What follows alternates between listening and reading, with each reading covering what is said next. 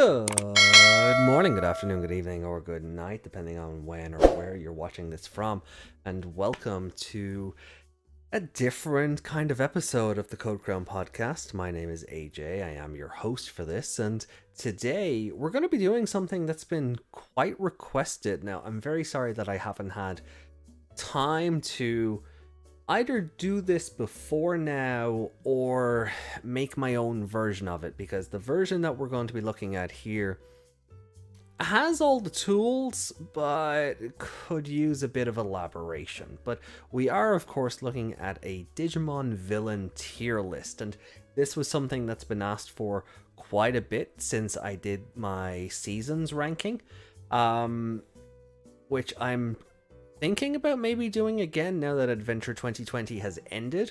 My opinions on that show probably deserve re-ranking, or maybe I'll just go back and watch the episode and see how I feel about it. But we are going to be touching on this cool tier maker that is up and ready for people's perusals.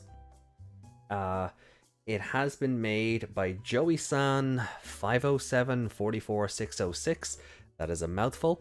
And the reason we're doing that this week is because there's no episode of Ghost Game, and I wanted to leave some content for you guys.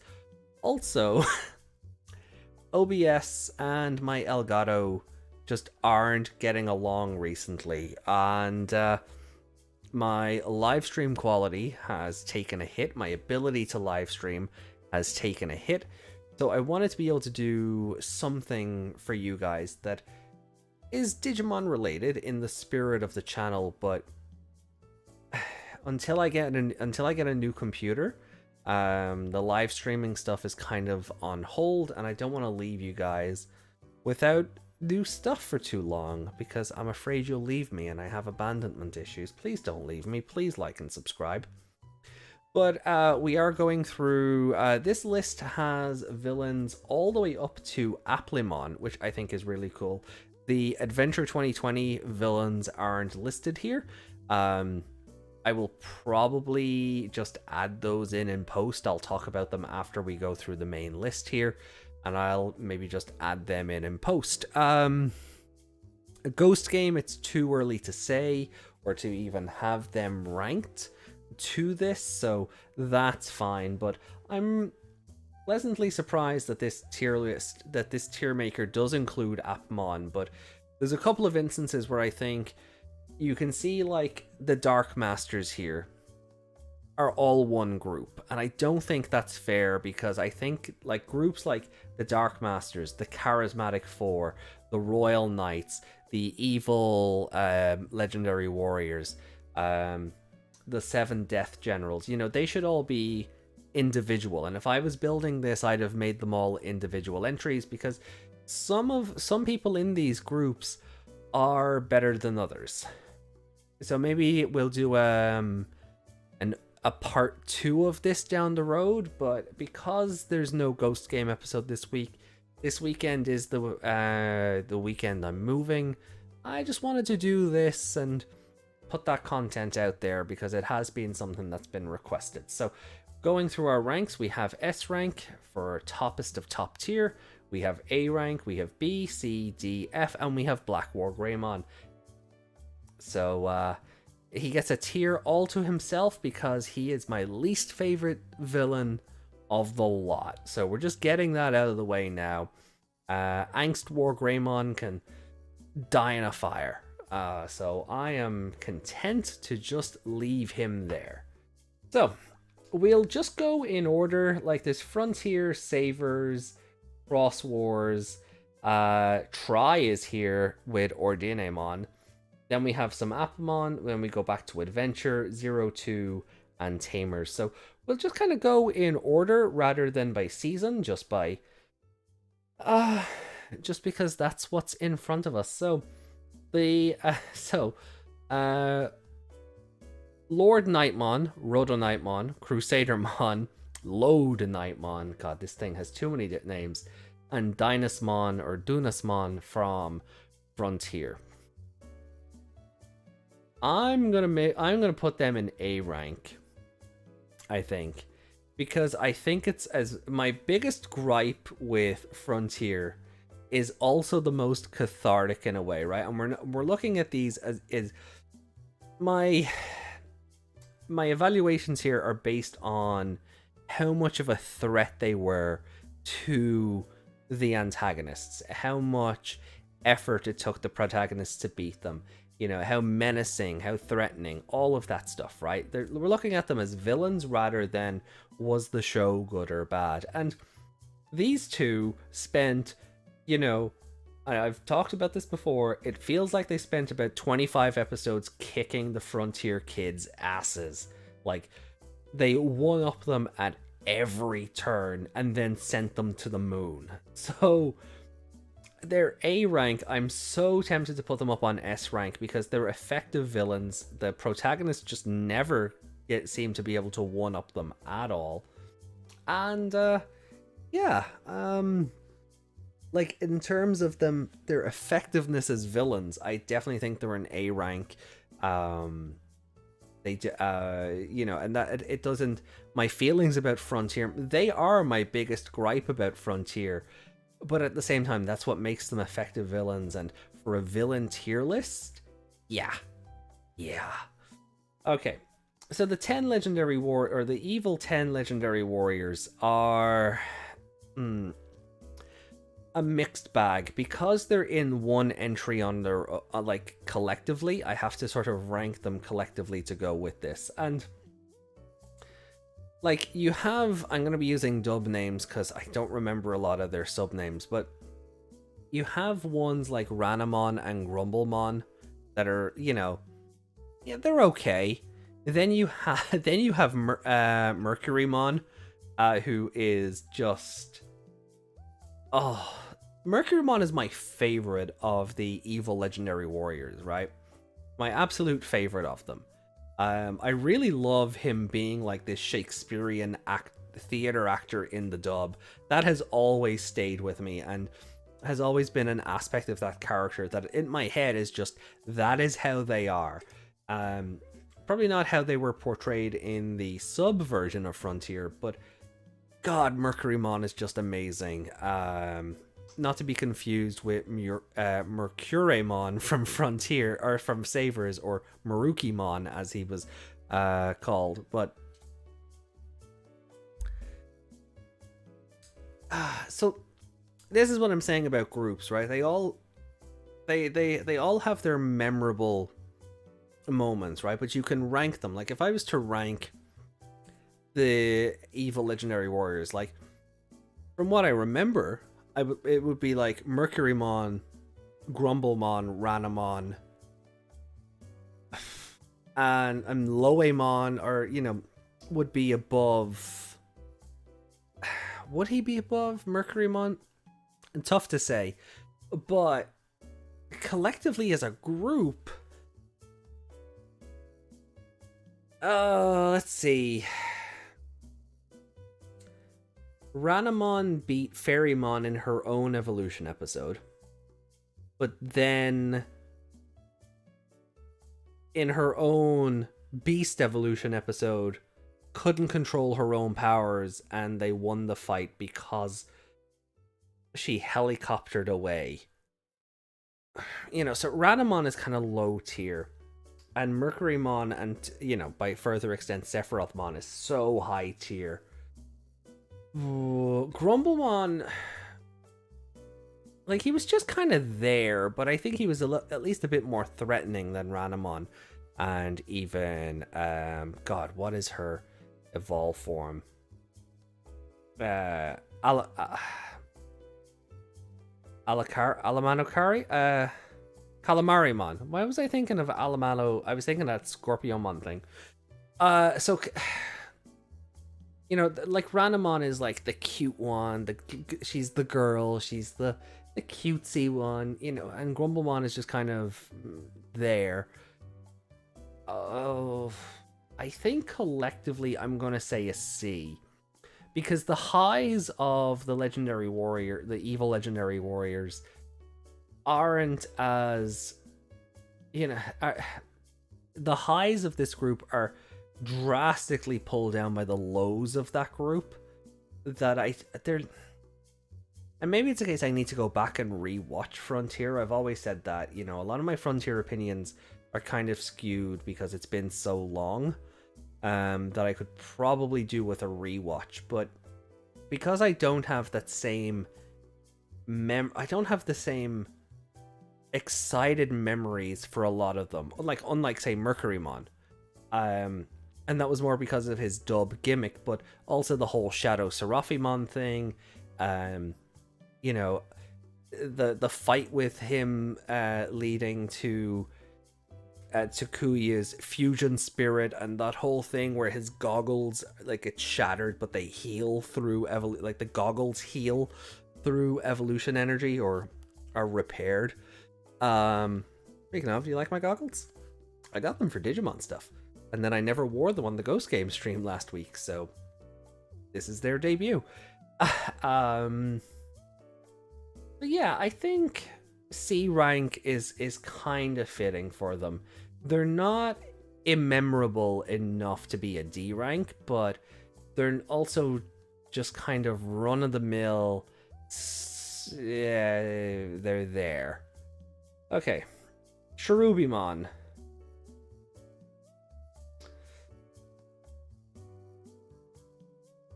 I don't remember Sharobimon's backstory. Am I making stuff up that he was jealous of the relationship between Ophanimon and Seraphimon? Turned evil? Am I making that up, or am I thinking of fan fiction? Maybe I've just seen so much fan fiction. But Sharobimon I just don't remember enough of to care. So I'm gonna say a D. And then Lucemon will be a B. Because I think Lucemon is very memorable in, you know, all his forms, going through, like, from Lucemon Rookie and then into Fall Down mode and Satan mode and Larva mode and all of that stuff. And he's just that kind of villain that just keeps coming back. And not like in an overexposed Vamdemon kind of way.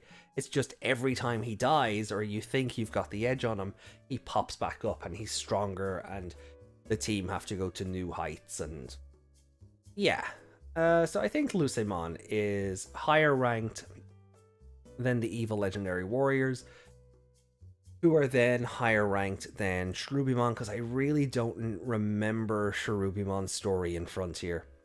Like, I forgot Sharobimon was a villain in Frontier. Like, in my head it went Legendary Warriors Lucemon. Sorry, Legendary Warriors Royal Knights Lucemon. I forgot Sharobimon was even a thing. So, Frontier has 4 villain arcs, and I barely remember this one, and I'll, you know, barely remember, like, I don't remember this one, and I don't remember enough of this one to rank it adequately. But from what I do recall, yeah, these are fitting. Then we're moving on to savers, and we have our first option, Akihiro Kurata, S. I'm sorry, the guy is Digimon Hitler, and that's like, that's not worth the S rank alone, because that would be bloody awful. But he's a human villain. He's not possessed. He hasn't got a Vamdemon living in his head, whispering in his ear. He doesn't have dark spores in his neck, corrupting his moral compass. Like, he treats Digimon as if they are like Columbus treated the natives, and, you know, he's very just, and like, he pretends to sneeze around them like they're interrupting his allergies. He has a you know, oh, what's the word I'm looking for? Not intangible, but his fear of Digimon is like so unrealistically high that it's turned him into, well, I'm just going to commit mass genocide and wipe them out. I'm going to take guys in SWAT gear with flamethrowers into the digital world, and I'm just going to exterminate the lot of them. And that's kind of fucked up. You know, and then he creates his own Digidestined to go against the DATS agents. He imbues them with the power of Digimon, so he's worked out how to manipulate Digimon information for humans to use and transform into Digimon. Much more powerful than what the DATS agents have at their disposal at that time. He's able to create bombs that blow holes in the barrier between the real and the digital worlds. He's just a genuinely awful human being. When you see him interacting with like the Minister of Defense and, you know, Satsuma in that, he's just an awful human being. And he's clearly a shout out to Analog Man as well from Digimon World 1, right? But I love this idea of this just huge, like, he's not Oikawa, who is just god awful. He's not Oikawa. He's just evil. And he's not even evil for the sake of being evil. He's evil he's evil because Digimon don't deserve to exist. And he's going to wipe them out by hook or by crook. He's going to play up his allergies around them. He's going to demoralize them. He's going to be a big old racist and then commit genocide. Because he can. And that's what it comes down to. Because he can. And yeah, I like it. We haven't had a villain quite like him since. You know, and I know it can really be boiled down to, oh, Digimon did him a frighten, so he turned into a monster. That's kind of what happens, you know. They say, you know, humans fear what they don't understand, and I think there's a lot of that in play here as well, where, you know, he went to the digital world on this expedition mission with Daimon Suguru and Satsuma and everyone else. The Digimon scared him, and he went, no, they are savages, and I'm going to obliterate them. So, yeah, no, cool. And then and his fate is maybe unknown. There is wiggle room there for him to come back, I think, if they ever did a Saver sequel, but I won't spoil that for those who haven't watched it. Belfaymon. A villain in Savers. Kurata raised it. Like, Kurata stole a Demon Lord Digi-Egg and hatched it. And then combined with it. But it was just a puppet. Belfaymon was acting... Belfaymon had no motivation of its own. It had no goals of its own. Everything it did through Kurata's control, so it's an F. Like, it's just an F. Then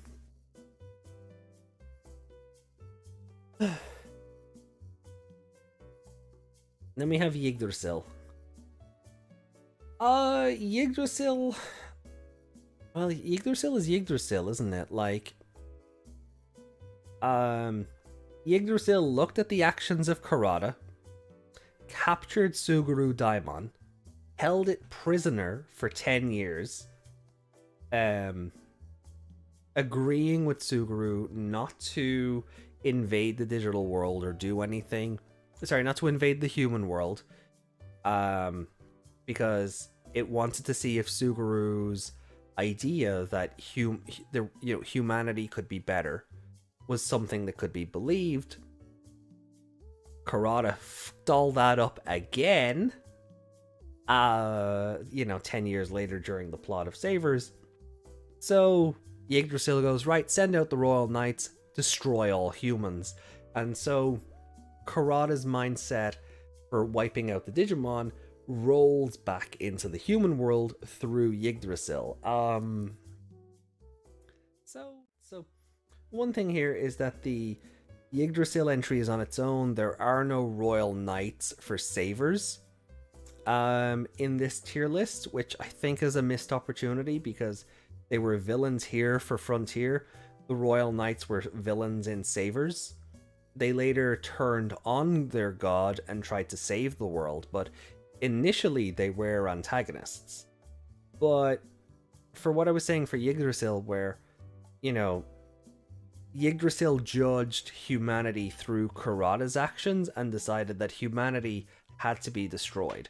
So it sent the Royal Knights in to exterminate humanity, much like Kurata, you know, had his armies exterminate the Digimon. So they were sort of two sides of the same coin, but there's something about Yggdrasil.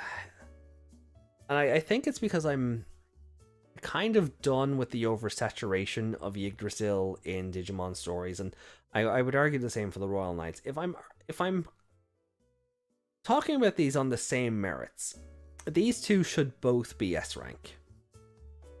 But at the end of the day, Yggdrasil is a big computer and spends a lot of its screen time going, talking like Phi from Skyward Sword, talking in probabilities and percentage chances, and then when humanity does a humanity, it goes, does not compute. So I think that knocks it down to an A.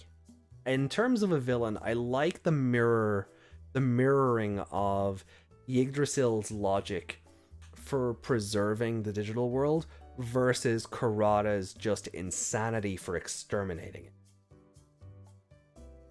But Yggdrasil seemed to have much more of a personality when it was speaking through spoilers than it did when it had its own body. So yeah, for that we knock it down.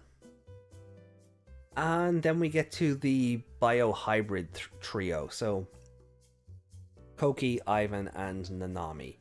3 humans who became Digimon through Kurata's sciences.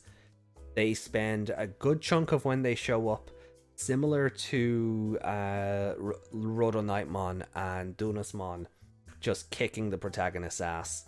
The protagonist gets stronger, so Kurata makes them stronger. If I had to rank the three individually, which I really can't here because they're put in as a group, but I would rank, it would be Ivan, then Koki, then Nanami. But since we're doing them as a group, Koki being evil Masaru was all there was to him. We didn't really have any character motivation. He was just evil Masaru. It would have been funny if he wore the goggles in that show, because part of the logic behind Saver's creation was to get away and, from the tent poles or the traditions of Digimon in a way, and rebrand it with this reboot, and so the goggles were done away with, which is why Masaru doesn't have any. I always thought it would have been funny to have evil Masaru wear the goggles to further inverse that, and because he was the leader of these 3. But he was Ivan was just a big dumb muscle man. He was the running incarnation of that Krusty the Clown joke. Oh, I said the quiet part loud and the loud part quiet. Like Nanami was always correcting him. We can hear you. You've said that out loud again. And it was kind of a one note joke, but it was usually always revolved around his crush on Yoshino. And then Nanami was the smart one. She was the beautiful one. Nanami was definitely my Digimon waifu. So there's probably a bit of bias here. Collectively as a group, I think they're a B, because I think the highs outweigh the lows here. The lows basically being just that Koki was evil Masaru and Ivan was dumb muscle man. Nanami was the tactician of the group. She was always working on strategies, or so the story would tell you. She was probably the one closest to Kurata intellectually. You know, but they were also just evil inverses of the team members they went against. So yeah, I'm gonna put them on a B. I do enjoy them, and I do like that. Even at the end of Savers, in the like where are they now sort of epilogue that Savers does, you do see them. You see Koki at least, but in the final scenes against Yggdrasil, you do see Ivan and his family, and you do see Nanami as well. So even when they're beaten, the show doesn't forget about them, which is nice. So yeah, I'll put them on B rank. Then we have Taktimon. Taktimon from Cross Wars. Oh. Taktimon from Cross Wars. Blastmon from Cross Wars is missing, and I'm not counting him as part of this Lilithmon fusion here. Or Digicross. I'm not. Taktimon was imposing. He looked like he'd kick your ass. But then various Shoutmon evolutions, outdid him time and again. And eventually his threat, I feel, wears off. He's very imposing in the first couple of episodes. But the more he goes up against the group and the more they beat him, without actually destroying him, and he just keeps coming back, and then you have that final climax in episode 30 where he's finally put away by Omega Shoutmon. Yeah, I like Taktimon, but I think he's a C rank villain, just because he just gets beaten all the time. He's meant to be this super tactician warrior samurai guy, who's never lost a fight, and then the protagonists show up and they whip his ass every week. Like, there's no, unlike Frontier, which spent like 20 episodes, it feels like, beating up their main cast, Taktimon never felt like he ever had the upper hand against Team Crossheart. So yeah, I think he's a C. Lilithmon, she was kind of the same. She was never made to feel like a big deal until maybe toward the end of the show, where she got this big, basically Gigantamax form, and thanks to a Digicross, and she tried to explode. But her ongoing rivalry with Balmon and later Beelzemon, she had some nice moments in the show, but as a threat to impeding the kid's success, oh yeah, I think she's lower on the totem pole than Taktimon. And in that same rank, Blastmon would go here if he was on the list. Like, this version of Lilithmon here that they're showing is a Digicross between Lilithmon, Blastmon, and a bunch of Evilmon. But if Blastmon had a picture here, he'd be a C rank here as well. So yeah. Sorry. Apoclymon. Apoclymon D. I'm tempted to say F. He gets an episode and a half to himself. He talks about the process of evolution and Data getting lost, and what is life, all that stuff. The dub turns him into an absolute joke with, why do all of you get the pizza while I get the crust? I am the ultimate Digimon with hot and cold running water. The dub turns him into a joke. He's very scary in a bubble, but all he really does is wax lyrical about the meaning of life and trap the kids in a pocket dimension, and then he's very easily put away. So, but he is memorable. Actually, just on that, I'm actually going to swap these two around, because no, actually, these two can stay on the same rank. Apoclymon's at least memorable, I don't remember anything about Sharobimon, so he stays down there. So yeah, I think that's fair. And then we have the 7 Death Generals from Cross Wars Season 2. And again, these are characters that I wish I could rank individually, because like Gravimon is a better villain than Splashmon. Dorbikmon is, he's imposing at first, but Z Greymon makes quick work of him.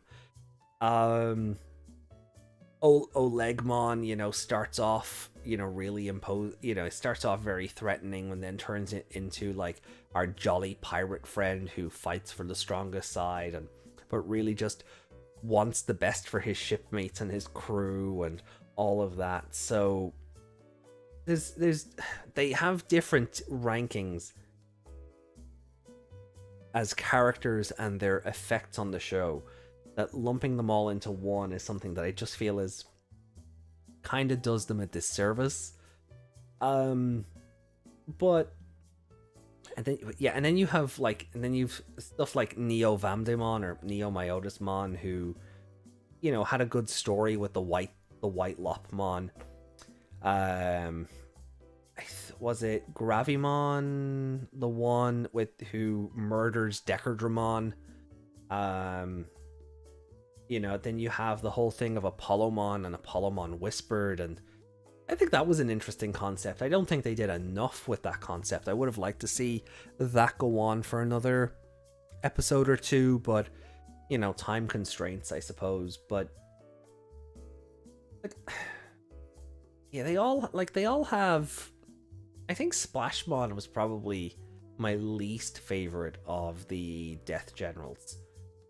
I'm trying to think, how would I rank them? I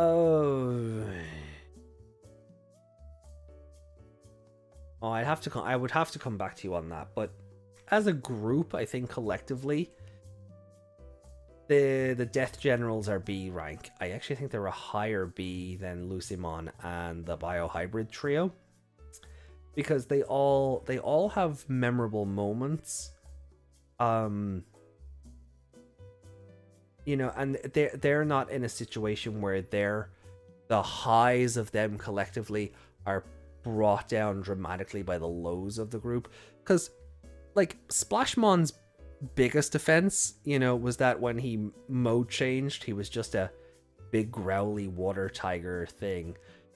But the episode, like his episodes leading up to that point were entertaining enough. Olegmon is probably my favorite of the Death Generals, because he's just a pirate who wants the best thing for his crew and values his crew above all else. Again, the Apollomon Whispered stuff, I think, could have done with a bit more time. Gravimon,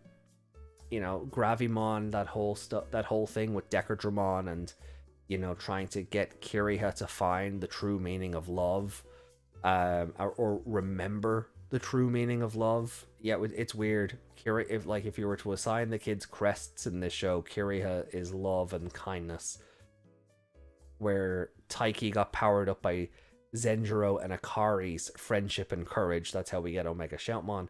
I think Kiriha's, biggest, most relatable crests would have been love and kindness. It's a very interesting dynamic to look at the kids through the lenses of adventure. And it's not even something that it tries to do. It's just that friendship and courage powering up Shoutmon to become Omega Shoutmon was a nice little wink and nod because of Omegamon and the crest of courage and the crest of friendship. Or should that be the crest of bravery, Bandai? Agumon, Bond of Bravery, sorry, different thing altogether.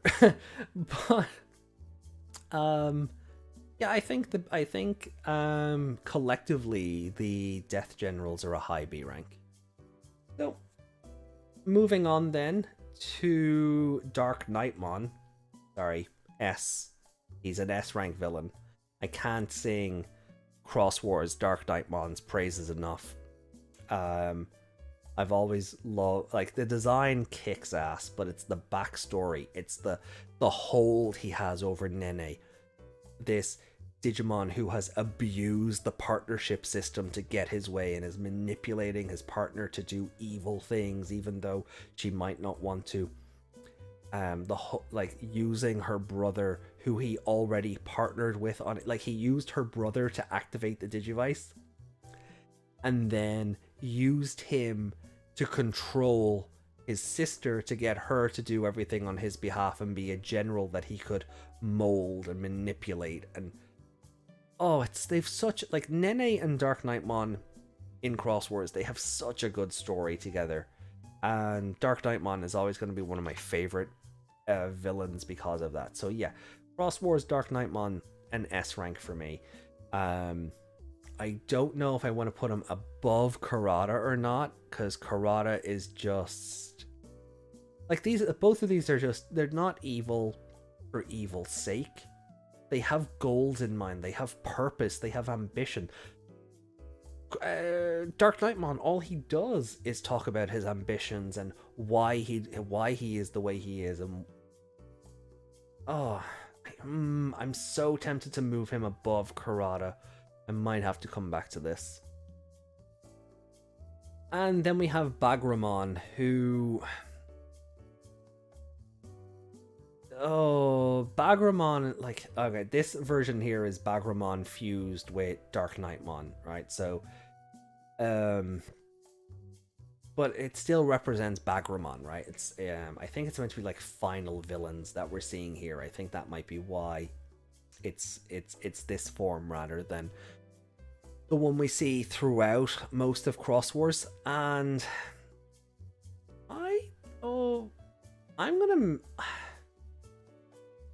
Bagramon is Thanos.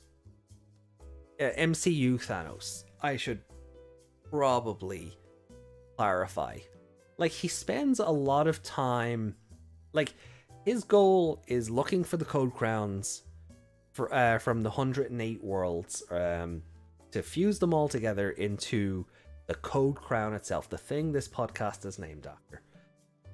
His goal is to find all 108 of them, reassemble the Code Crown, reassemble the digital world, and rule it. That's his goal, and he makes that clear from the very beginning. Cool, a villain with motivation. But he kind of just sits in a throne for 30 episodes. He's not really active until season 2, the Death Generals arc, and even then, he's active.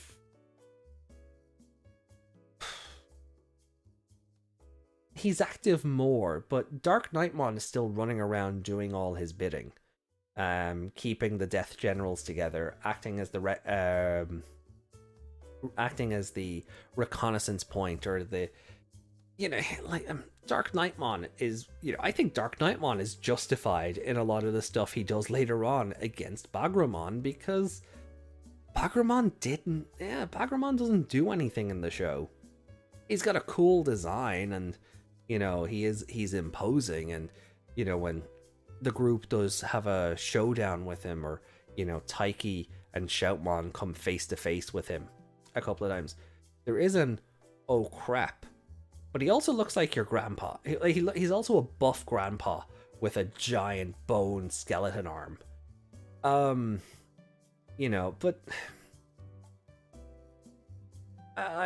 I like a villain who tells you why they do things and what their goals and ambitions are, but it's that he just sits on a throne for, like, the guts of the show, letting everybody else do the work for him. He's Apoclymon levels for that. Like, Apoclymon got an episode and a half, and by rights, for that I will actually bump Bagramon up ahead of Apoclymon, because at least Bagramon had 45 episodes or whatever. He had however long Cross Wars season 1 and 2 went combined before he died, but he does still spend the majority of that sitting on a throne going, why have you failed me? It's generic, and yeah, he's basically Thanos. So then we have Quartzmon from Cross Wars Part 3, The Young Hunters Who Leapt Through Time. F. I don't like Quartzmon as a villain. I like the idea of the Digiquartz as a locale and this in between for the human world and digital world. I think Digiquartz as a concept is really fun, but the villain himself just isn't. Him being able to, you know, make copies and clones of Digimon all across time and spaces is a neat ability, and obviously lends itself very well to the legendary cross war that happens toward the end of the season. But as a villain, he's just kind of lame. Like, I don't remember anything about Sharobimon, and I still think Sharobimon is probably a better villain than Quartzmon, so I don't have a whole lot to say. Ordinemon, kind of the same. A fusion, you know, a Jogress of Raguelmon and Ophanimon fall down mode. You know, it's just this big, naked, Evangelion looking eldritch abomination that just kind of flies around and roars, and then merciful mode cuts it to pieces. It's a Bayonetta set piece, right? So it's memorable in that it's just gigantic, and its design is sort of meant to be alluring, but in a squicky, uncanny valley kind of. Ooh, but you know, I think that's what they were going for anyway. You know, like it's a big naked demon lady, but she's still really gross and makes you second think. You know, this isn't a mommy you want stepping on you. You know, but even then, she gets what, one movie, the last one, to herself in Try, right? Part 6. She forms in Part 5 at the very end of Part 5, and then Part 6 is dedicated to taking her down. But why? And Adventure Try in a nutshell is a lot of but why? And a lot of questions that I don't think we're going to have answered, so it really doesn't help. So yeah, she's at the bottom of the F rank.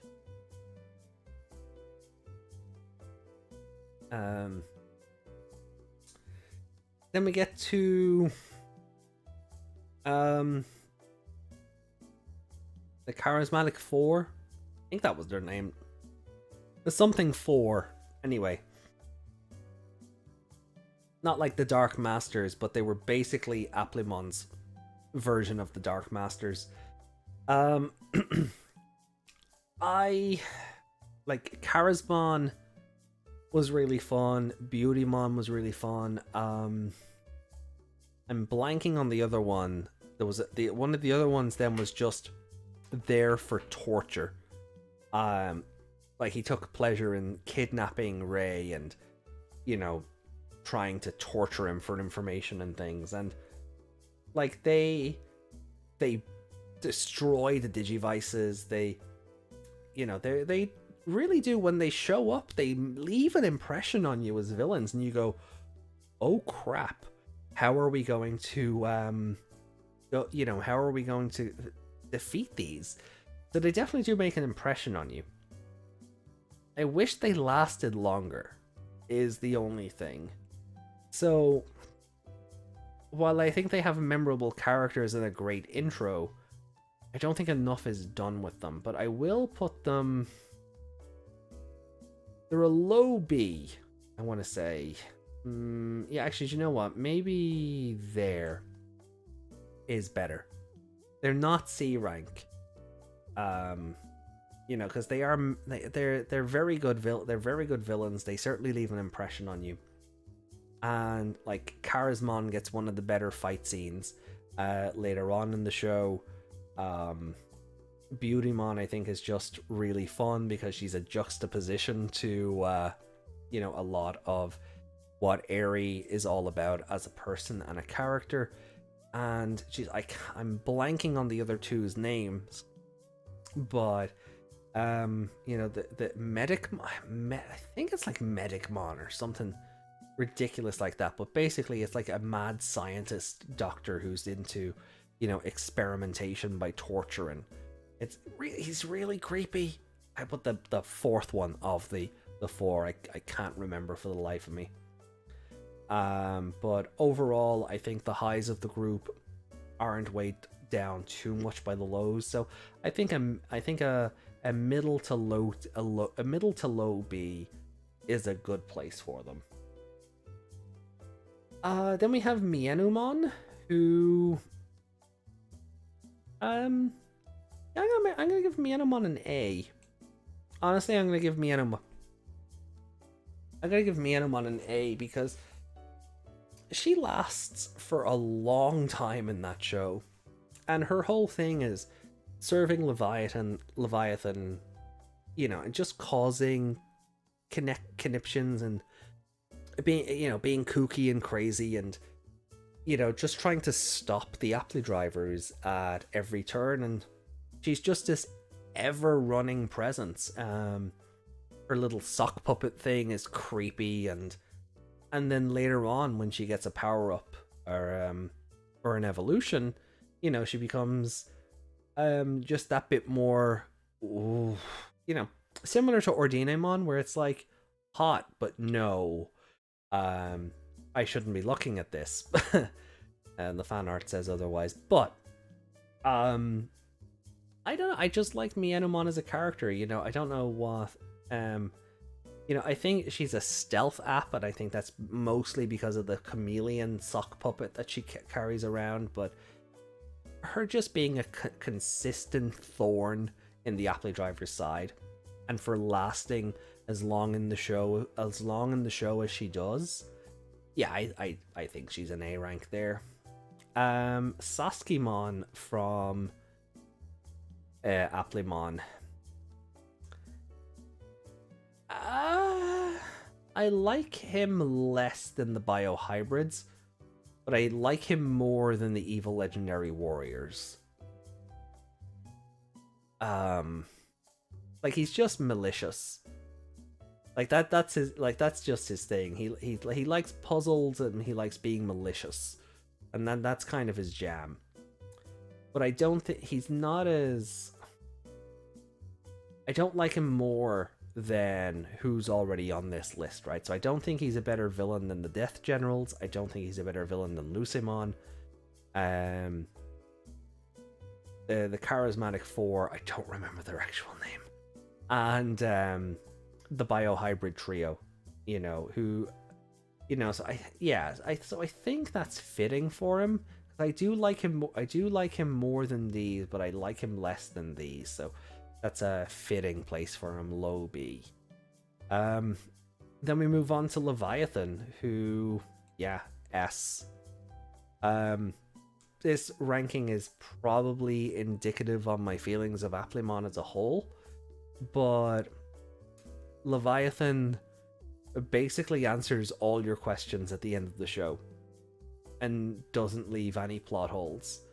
Why certain things happened the way they did, how he manipulated things to his favor, all of that stuff.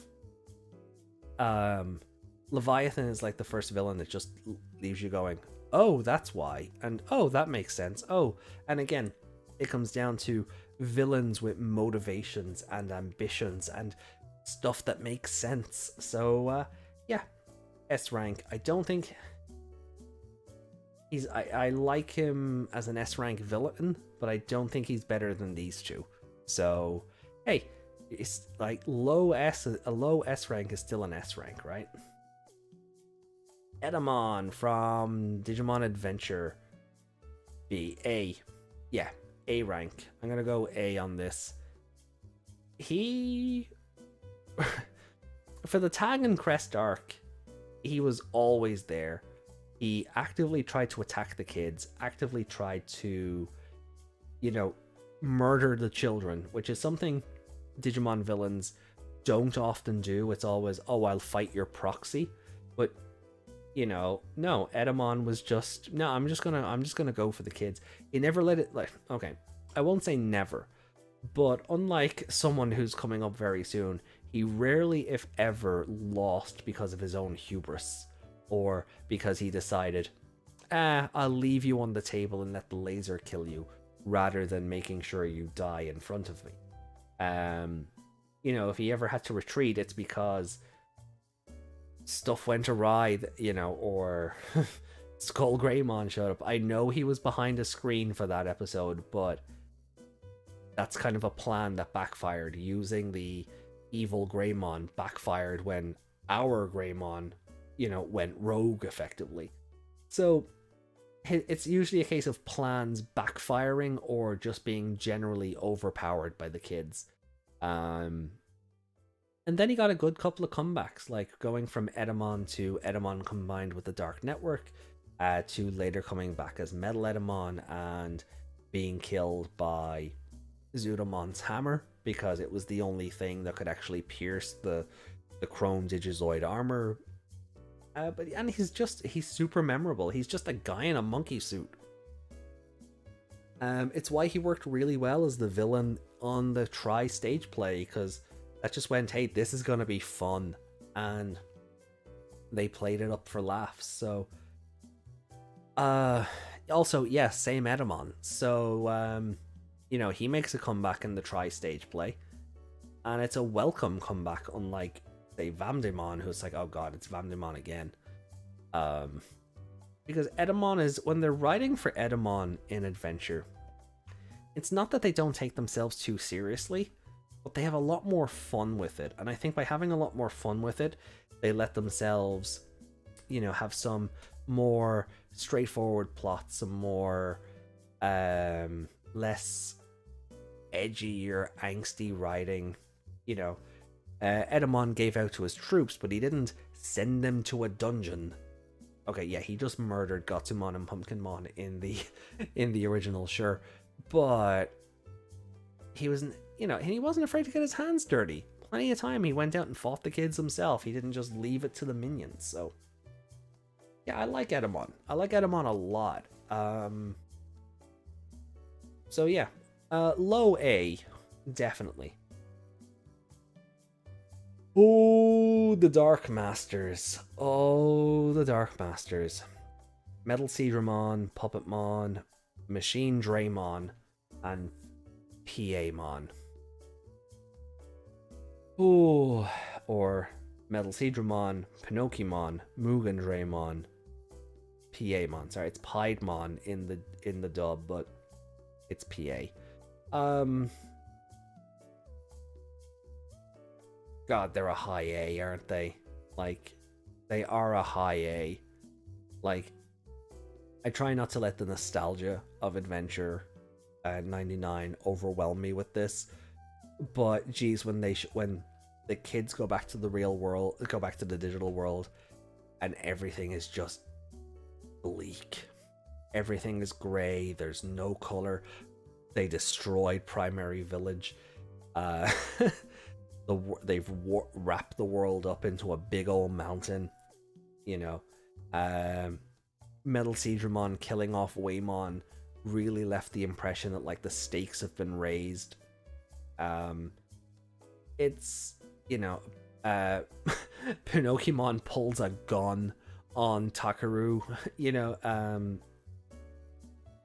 Mugendramon with the Numamon and killing them off, and PAmon turning everyone into puppet keyrings, and they leave they're just awful Digimon that leave this lasting impression the whole way through. Like, they don't have an awful lot of screen time, you know, in the grand scheme of things, right? And it's never, I think it's kind of alluded to that, you know, they've always been sort of in the background, and I would have maybe liked that to be a bit more overt, that they were kind of built up in the shadows as the show was going on. But geez, like, even like Pinocchimon having Juraimon turn Yamato against Taichi and the big fight that broke out there, and then you had Wargreymon versus Metal Garurumon, which led to the homeostasis flashbacks, and Mugendramon destroying a city while Taichi was trying to find medication for Hikari. It just, these, like,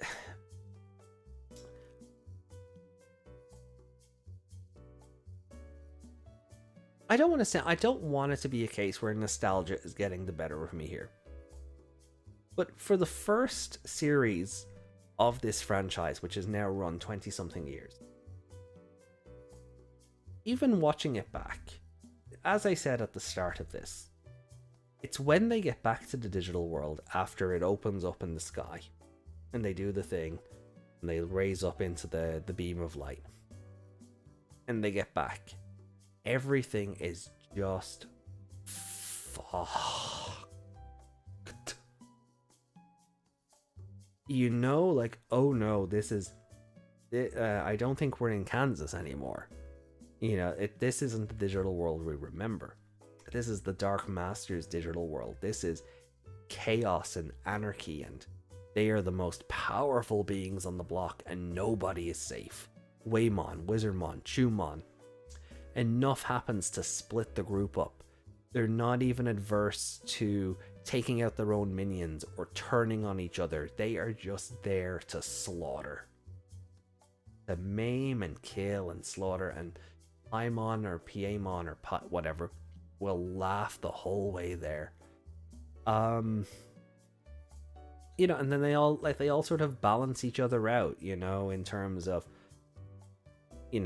Sea Dragon, Puppet, Machine, Evil Clown, the hard hitters, the brainy ones. They all have these juxtapositions against each other, which also work very well in tandem. And just to this day, they really do stand out. It's and then when they show back up and try in the flashback against the original Digidestined, and you're like, oh no, that's who Daigo's team had to defeat to save the digital world the first time. So they've been reborn while Taichi and Co were away. So they've already faced Digidestined, and now they're doing it again. And it's like this, like, and of course, yeah, look, that's a lot of information to be had in hindsight, but in the overall lore for them, it's like, oh, they just keep coming back. They don't. They come back. They get reborn, and it's like, oh yeah, okay, well, history repeats itself, but they're just as maniacal and destructive as they've ever been. Oh, okay. And now the one that's going to upset a lot of people. Now the one that's going to upset a lot of people. Vamdemon. Myotismon.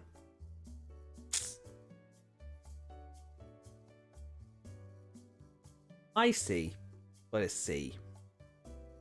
He's basically everything Edaman isn't. Right? They've both... Right, he's...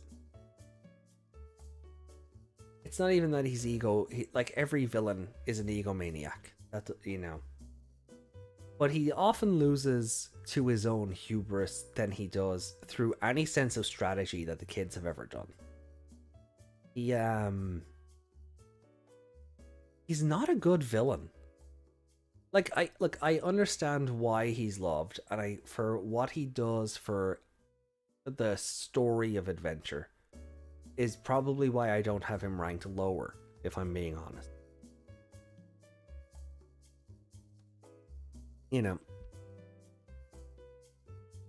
He's the one that came after Edaman. He's the one that began the real world arc, the search for the 8th child.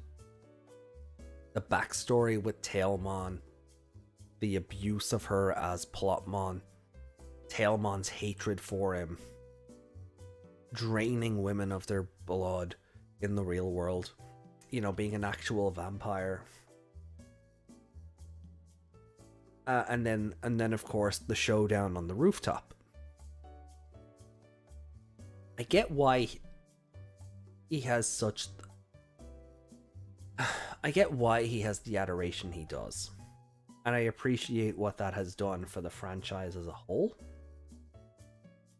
But I just think as a villain, he's kind of awful. Like, you take the... like, Angemon nearly kills him in one shot, right? I think if Phantomon hadn't taken the majority of that hit, Angemon could have killed him alone. Then there's the battle with Garudamon. Where Garurumon fight, and the Angemon fight in the city. There's a lot. He does an awful lot of, you know, oh, I'll get you next time, Dorothy, and your little dog too, and runs away, and then his minions get beaten, and it's like, how could you lose? I was like, well, you were right there. You had an opportunity to kill them yourself, and you decided, nah, I'll get you next time. And he does that far too often for my liking. Also, we don't know why he does what he does. Yeah, he has this throwaway line, like, it's my destiny to plunge this world into darkness and become king of the digital world. But why? And surely Vamdemon is aware of the Dark Masters. Even Devimon, who isn't on this list for some reason. Yeah, this is definitely a final boss or a thing, but like Devimon was the final boss of the first arc, so he should be here. Even Devimon was like, while he was dying, yeah, that was a bit stupid of you to use up all your power to defeat me. There's monsters out there more powerful than I am. What are you gonna do then? Good luck to you, losers. And then laughed his way to death. Which is why Devimon Devimon 99 is actually really good. He also got involved and fought the kids himself. But, you know, but laughed in the face of death. He didn't care, because it was like, okay, well done. Now try that again. You can't keep killing yourself against every villain. Like Vamdemon, Dark Masters, Edaman. Yeah, good luck with that. I think, like, oh, Jesus, I actually think I would prefer Adventure 99 Devimon over Vamdemon. I also think he's a low B. He's probably somewhere between these two, if I'm being honest. But it's still higher ranked than Vamdemon. And it's because I appreciate Vamdemon's contribution to the story that he's not ranked lower, if I'm being honest. Because that real world arc isn't what it is without Vamdemon. Right? You take him out of it and that whole arc changes and a lot of the tension is lost. But as just a villain, his story isn't well executed. He does the, nah, you finish him off thing way too much. But he's a goddamn vampire, you know, and him roaming the streets, being pulled in a carriage and then draining people of their blood for sustenance. And, you know, he has a lot of good moments. But the characterization and his overall threat level to the kids never felt as substantial as I think nostalgia might lead us to believe. And I say that fully aware that I have said nostalgia is probably guiding what I said about the Dark Masters. But at least with the Dark Masters, you had moments, at least in my opinion, where I went, oh no, these kids are screwed. These kids are just going to die. I never felt like that with Vamdemon.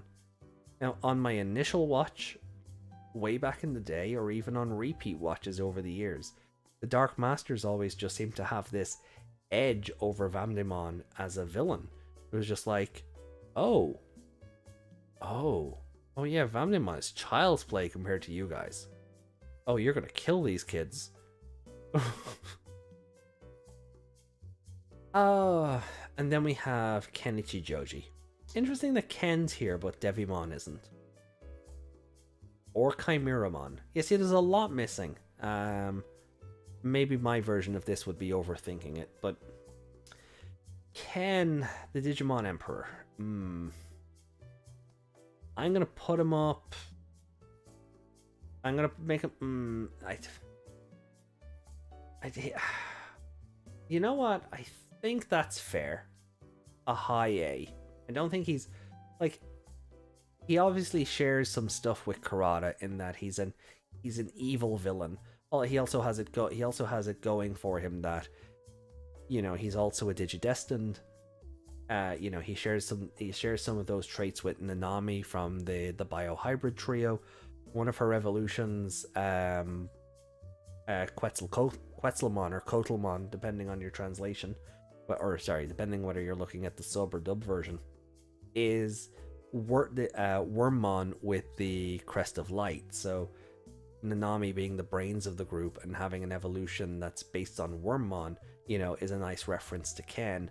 And then who, you know, the evil genius human is obviously a throwback to him as well. But, you know, Ken had the whole Dark Spore thing going on.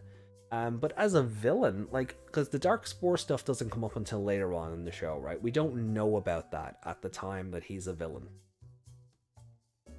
And as a villain, you just had this evil human who was also a Digidestined, who treated his partner like absolute crap, was always looking for ways to control other people's partners, figured out how to shut down evolution. Kurata didn't even manage that. I think Kurata just has more going for him in the narrative as a whole. But just looking at Ken's actions as in those first 26 episodes before Dark Spore shenanigans come into things, he's always going to be remembered. You know, it was why it was such a big deal when we saw the mysterious man, as he was called in Tri, and we're like, oh no, Ken is back. And I did videos on that as well. I was like, why is the Digimon Emperor back? There were rumors or speculation that it might be Taichi, corrupted, who had donned the Emperor gear or the Kaiser gear. He's always going to have this lasting impression as, like, he shut down evolution, the Dark Spires, and then, you know, using those in conjunction with the Dark Rings and the spirals to control Digimon, to even be able to take Digimon from the other kids and bend them to his will, you know. And then obviously the more he went on and the more he started to lose his mind, and the whole building Chimeramon thing, and then his defeat having such a sacrifice with, you know, losing Wormmon, you know, the only person who believed in him from start to finish, you know, the only person who thought he could be redeemed from episode 1 to episode 26. You know, Daisuke didn't really sort of start that until 27, until, you know, whenever he eventually did join the group. And even then, you know, when he first comes back with Stingmon and destroys the Dark Tower Digimon, the Golemon or a Thunderballmon, one of those, and everyone's like, he's destroying Digimon again, he's evil. And then the less I talk about Iori, the better. But he's up there. He is Dark Master's level of memorable. You know, it's just that if it wasn't for the fact that later on we learn about the Dark Spores and then Vamdemon's influence on the plot and thus on Ken, I would happily put him up here between Kurata and Dark Knightmon. But it's because of the later things that we learn that influence Ken's villainy that I think it does drop him down to under the Dark Masters, which, to be fair, is still hella high on the list, and it's, you know, it's quite the respectable spot. Belial Vamdemon, just go away. Just go away. You know, I don't like Belial Vamdemon. I don't like, I mean, I've already said I don't like Vamdemon because, and this is kind of where it started. Like, he shows up kind of similar to a Taktimon. He has like an episode and a half to himself before he gets beaten. Traps the kids in a dream world. Destroys Mummymon and Arachnimon. Breaks through to the real world. Gets defeated by the power of light and the hopes and the wishes and the dreams of everybody else. And then, you know, comes back in the tri-stage play. But there was no build up to this throughout 02. His comeback just comes out of nowhere. And I don't know if it was always the plan or if they went, how do we add shock value to this? It was Myotismon all along. But I just, he's better than, or, you know, okay, he's an F rank, but he's probably top of the F rank because he does have more bearing on the plot overall than a Belfaymon, Sharobimon, who I don't remember, Quartzmon, and Ordinamon. And actually, for that, I'm just going to throw Sharobimon down here. But it's still, I think it was cheap to bring him back. Like 02 has two evil human characters and squanders it through the use of Myotismon, or Belial Vamdemon, I suppose he would be in this, or Malo Myotismon, whatever you prefer to call him in this form. But he's just, you know, by proxy, ruins Ken and Oikawa. Now, I don't care for Oikawa either. I care for Oikawa as much as I care for Black War Greymon, and I care for Black War Greymon so much he got his own tier. But those stories, you know, are ruined, in my opinion anyway. They're not helped or held to any great standard when the answer is just, Myotismon did it. It takes away from it. You know, like, I do like the idea that because Myotismon was defeated in the real world, his spirit lingered around. And, like, they did set a precedent for that with the Wizardmon episode. Won't deny that. They set a precedent there. You know, and then start hinting toward it. But it does still feel like the Myotismon thing just comes out of nowhere. Like, they're in this dream world and all of a sudden, don't you remember me? And then the fangs come up and Ikari and Takuru are like, oh my god, that voice! But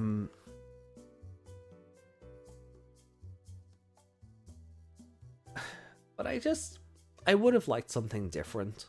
You know, even when I was watching this as a kid, and then again on future rewatches, I just would have liked something different other than Myotismon again.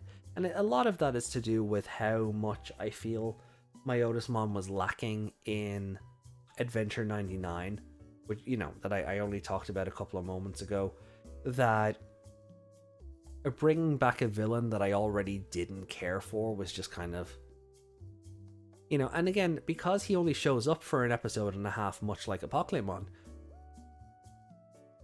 he doesn't have any sort of lasting impact. He doesn't have these moments to feel opposing and oppressive. And yeah, sure, he melts Arachnimon and Mummymon, but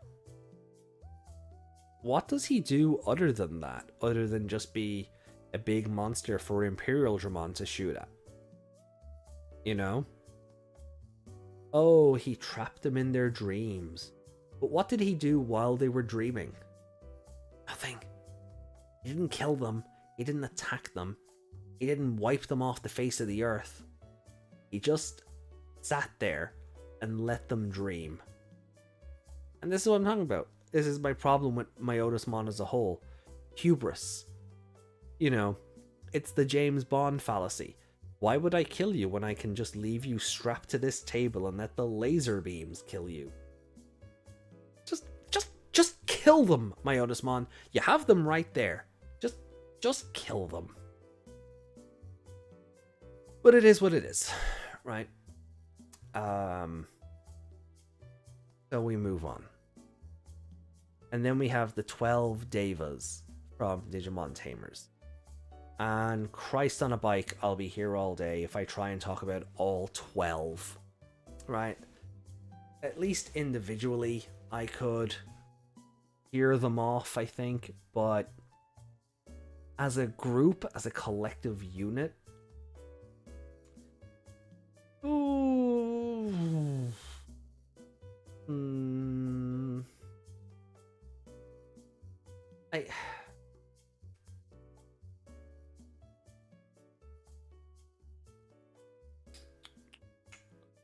Yeah, I think they're a C. I like the idea and the concept of the Devas, right? I like that they're based on the Chinese zodiac, but I don't have as much memories of them. Like this is sort of like the Legendary Warriors thing from Frontier, where none of them really stand out. That I have these lasting memories that have stayed with me. But from what I do recall, but I think as a group, you know, they stand out that much better than Vamdemon, the Evil Warriors, Taktimon, and Lilithmon, and of course Blastmon, who would be... You know what, I think on second thought I would probably put Blastmon down here. That Norio Wakamoto impression can only get you so far, and it's a good character trait, but yeah, I think Blastmon would be down here, to be honest, between Bagramon and Apocalypmon. But collectively, the Devas, you know, are a fun enemy group, and they do cause some problems for the kids and things, but I couldn't tell. I don't have those memories of the Devas that have stayed with me to this day, that I can go back and, oh yeah, this happened and that happened, and there was this really great moment when X, you know, that nothing stuck, which is a problem I have with Tamers in general. That it's probably why I don't get the hype, and I've said that before on different broadcasts. Like, I appreciate, like, Tamers did very bad ratings wise, I learned recently. It's got this almost cult status of a following, and it's the most successful part of the franchise that doesn't have adventure in its name, but it didn't do great at the time, so it has this sort of cult status. And maybe that's just people watching it later on in life, but that might be why I don't have these everlasting memories of Tamers. That I remember things happening, but I don't remember an awful lot of the context and how that made me feel. But I think I like the Devas as a unit more than anybody else on the C list at the moment.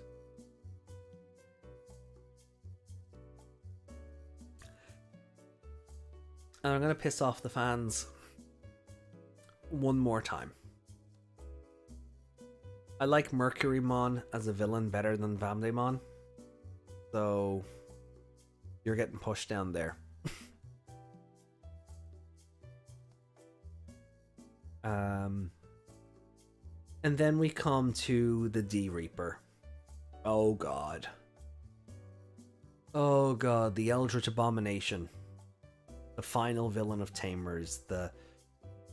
Oh, what do you even call it? The digital hazard. The... what it does to Jury. All of it. Just... Oh, Christ. Oh...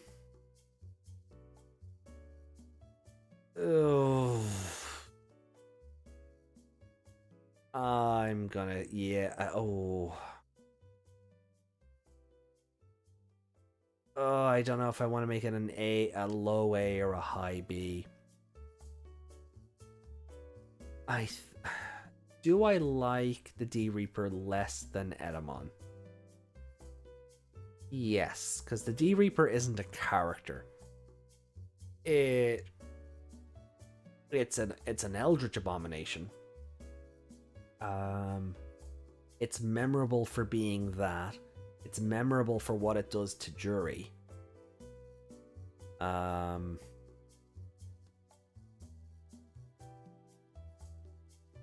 But it is... Oh, I don't know. I'm so conflicted about where I want to put this. And a lot of it has to do with what I said about the Devas and me not really having these long cherished childhood memories on Tamers, and maybe I should rewatch Tamers and come back and do this list again fresh. See you in a year for that. Well, maybe not a year. Could be doing reviews of it once I settle into the new place. You know, I'm gonna leave it there. I'm gonna put it as a low A.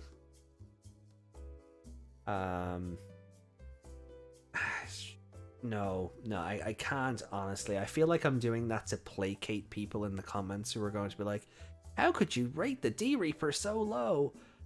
I'm gonna put the D Reaper... my heart says here. In the middle of the B rank. Yeah, that's where my heart says the D Reaper goes. But, oh...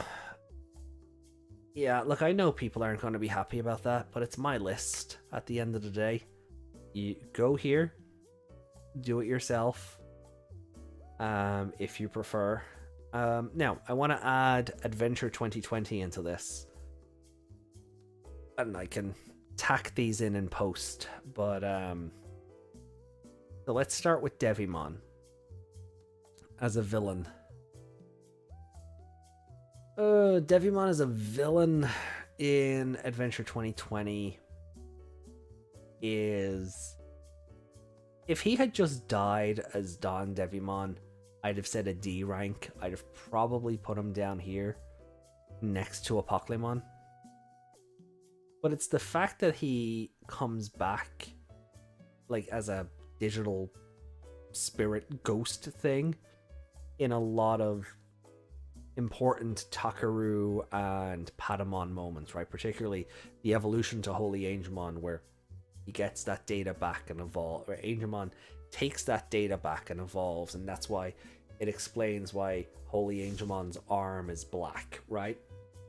And then him saving them later on during the Negamon stuff. If they had just killed him as Don Devimon, I would have put him down on the D rank. But because he does, his will, I suppose, carries on through to the end of the show. You know, he goes away for a while, but when he comes back, he's quite a frequent character. So I think Devimon 2020 would be... I would probably slot him in here between Actually, no, I would probably slot him in here between the Death Generals and Lucemon. I want to say the Charismatic Four, but actually I might do that. Yeah, actually, I actually think that that's probably my preferred order, and then I would slot 2020 Devimon in here between the two. 2020 Skull Nightmon, nowhere near as good as the Cross Wars one. He's probably a D rank. You know, I think it's really cool that it's a corrupted Tailmon evolution, especially considering, you know, the whole thing they were trying to do was capture Patamon's Digi-Egg and corrupt it as well. So Tailmon actually being Skull Nightmon or Dark Nightmon, you know, to show that, you know, that actually can and has happened was really good. But Skull Nightmon didn't really feature in the show after it was defeated until the last episode, or the second. No, that was last. So probably a low D. Then Millenniumon. Good God, Millenniumon, what a waste. An absolute waste. Gets built up for 60 episodes. They make a big deal out of Faga, where it's being reborn. Sephirothmon is, you know, running around, floating around, kidnapping the kids, using their fight data memories to produce new Digimon. And, you know, there's the whole backstory of the Holy War and the shards that fell to Earth. And then when it does show up, it just sits in the sky and screams and then gets beaten by Wargreymon. Ugh. 2020 Millenniumon is... If Skull Nightmon is there, if 2020 Skull Nightmon is here, Millenniumon is... Oh God. It's before Belial Vamdemon. I'm thinking back on 2020, I'm still really annoyed and upset at how much Millenniumon was built up for nothing to be done with it. Nothing substantial, nothing memorable. You know, people might not have liked Negamon, but Negamon had a purpose. Negamon had a reason to be created. Negamon is a better villain and probably should have just been the main villain from the start. Maybe they shouldn't have done the Millenniumon stuff, because the fandom is always going to have high expectations because Millenniumon has so much lore behind it and so many you know, from 02 and, you know, the anode is it tag tamer or anode cathode tamer? Either way, Rio's Wonderswan games, Millenniumon has so much of a fan base through those, and the implications that Millenniumon has on the grander adventure story, never mind Vamdemon, that using him in Adventure 2020 was a nice reference and a nod to, hey, you know, this Digimon is kind of important to the original adventure timeline if you know the lore that 90% of people don't. It's a wink and a nod kind of thing, but it just gets so... It just turns into a big nothing burger. It's a wasted plot point. And I still, like, thinking back on it and thinking of what they could have done, or just give him Negamon's motivations, right? You want to talk about Faga, and Faga in real life is big tech, right? It's Facebook, Amazon, Google, and Apple, right? Facebook, Apple, Google, Amazon, Faga, right? Big tech. You could have made big tech. You could have used it that Millenniumon was being revived because human technology has grown so much that its greed has also, and you can make a big political statement or you talk about cryptocurrency or something. I don't know what you want to do, but you don't do what you did. Like, Negamon's whole thing is he was created because there's so much negativity among humanity being spread across the internet that it basically took shape, right? That's Negamon's whole deal. Negamon's mid-A, by the way, just in case you're wondering. We'll get to him in a second because I'm not done ranting about Millenniumon. But if you'd have taken that, if you'd have taken Negamon's concept that like he's and applied it to Millenniumon, that the growth of big tech, and you could have even worked Mimi's grandfather's company into that, right? Because Mimi had gone on for a couple of episodes about how much she idolized her grandfather and this, that, and the other. That a good way of subverting that would be, well, he's actually no better than a lot of the big tech companies that are, he might come across as kinder to his employees, but the damage he's doing to the environment, you come up with some bullshit reason, right? And you just go from there. But they just didn't. They just didn't. So I feel like Millenniumon was a waste. I think it was a reference and a wink and a nod, because there is a lot of hype surrounding that Digimon.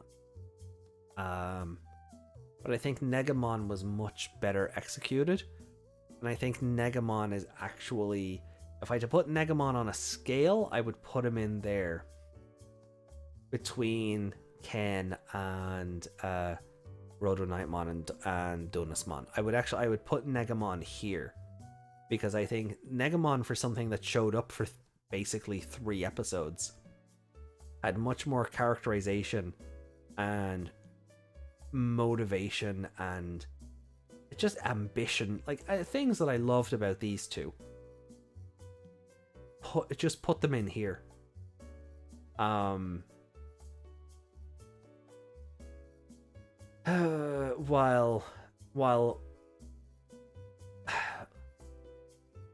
Millenniumon just rots down here on F rank, and maybe I'll touch these up in post, maybe I won't, who knows.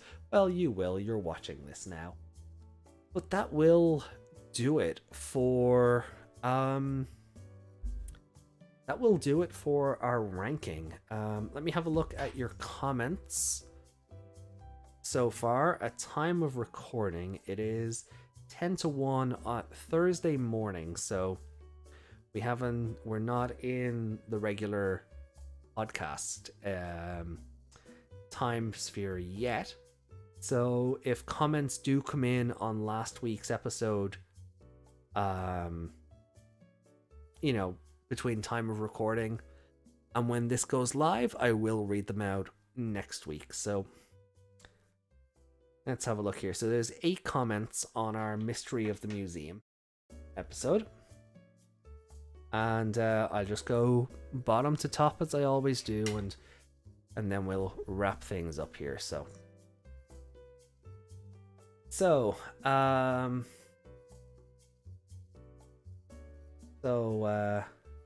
Hirina, really, I think that was one of the pronunciations I attempted last week, so thank you very much for the clarification. So Kirina 25, I think my favorite little touch this episode was, I think my favorite touch of this episode was all of Gamamon's little wrong word bits about food. If you listen closely in that part, it's actually him mispronouncing and the subs just sort of scramble to keep up. Like, he's not actually calling the spicy food scary. He's saying kawaii instead of karai. Chocolate is the champion because he's saying Saikyo instead of Choco. Gamamon is such a baby, he literally can't say words right, and it's unconsciously adorable.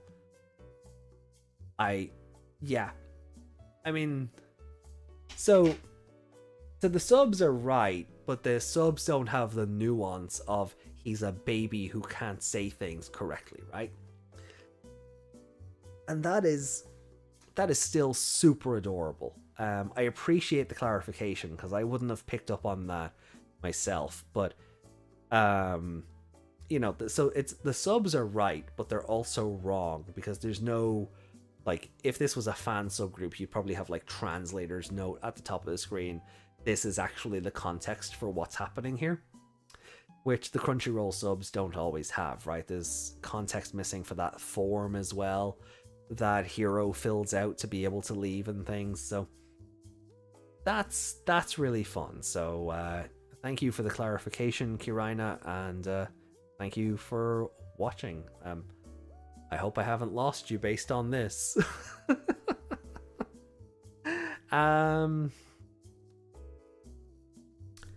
So Triple V, another great episode. Gamamon is so adorable and the animation is consistent and fluid so far.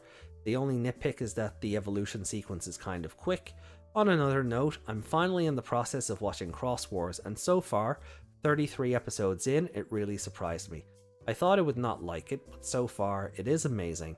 There's so much going on, the concept is great, characters, villains, action, everything is superb. The show is more interesting than Tamers, and most of the other seasons in my opinion. I recommend it to everyone who had not watched it already. It's a great experience. Well, you're watching it, and I'm glad you're enjoying it, right? You know, it's what I always say about this franchise, right? The concept might not be your cup of tea, but at least give it a chance, and I'm glad to hear that you're enjoying it. More interesting than Tamers? Oh, I can already hear the torches and pitchforks, but I'm not really in a position to complain because of what I've said about Tamers doing this tier list, so I guess we'll die on this hill together. Moving on then, Juno Crespo says, I like this episode better than the first one. That's valid. It's a very good episode. That's very valid. Pejarachkovic says, another great episode. Gamamon is freaking adorable. This show so far is great. I guess next week Ruri meets Angoramon. Gotta say, Dr. Mummymon is a great twist, and that evolution, even though it was short, was fire. So far, no complaints about the show. I'm waiting for Ruri and Kyoshiro ep, so when the team is assembled, we can move on to the plot and find something about Ghost Game's digital world, so that we can meet the villains of this show. But I'm calling it now that the first villain might be Gulus Gamamon, and then we move on to other villains from the opening, and then the final villain. I think this show will have over 50 episodes. I think you're onto something there about Gulus Gamamon, considering it's one of the champion forms of Gamamon, obviously. So I think the first arc will be based on him, but I don't know how long that first arc goes on for, because, as you say, Ruri and Kyoshiro have yet to meet their partners officially, and Gamamon still has 2 evolutions outside of Gulus to go through, right? So he still has Chaos Gamamon, which is the blue Vmon evolution looking one, and then Wizen or Wezen Gamamon, which is the green Triceratops thing. So there's a bit to fit in there, along with the ongoing mysteries and queries and things about the show itself and why things are the way they are. Over 50 episodes? Yeah, I'd say so. If the ratings hold well, that's what needs to happen, right? The ratings need to hold well. We did have that theory about savers a couple of weeks ago, which I still haven't had time to look into, but that's that's something for another day. But yeah, I could see this being over 50 episodes, maybe 54, 55 maybe, but we'll see what happens. Ataro says, honestly, we should be happy for Mummymon. After his untimely demise at the hands of Myotismon, he reincarnated, ditched Arukenimon, got buff, and got his PhD. The guy's doing well for himself. And that's another set of villains that aren't on this tier list, right? Because I guess this is more final villains rather than just villain antagonists. But yeah, you know, well done, Mummymon. You transcended timelines and you're a doctor now, so well done. And then Connor Donahue. Darn, I missed it this time. Hopefully we'll be able to see Dr. Mummymon later on. Yeah, I would love for Mummymon to come back later. I think that would be really fun, just to you know, just to pay that off. Like, I think we'll see Clockmon again because, you know, he basically pulled a Dr. Claw, you know, I'll get you next time, Gadget.